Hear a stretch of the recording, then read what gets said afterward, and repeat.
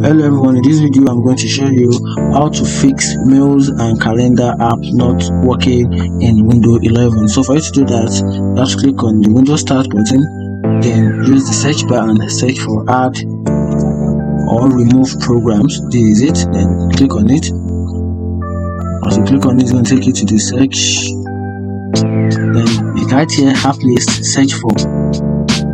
On the app list, search for mail and calendar. You can see this is it, mail and calendar. Then click on this three dot icon. Then you click on advanced option. Once you do that, then you scroll down a little. Then under this terminal, you click on this repair.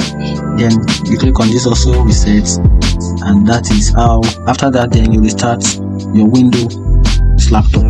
So that is how to fix emails and calendar not responding on Windows 11. If you find this helpful, like and follow for more. Thank you.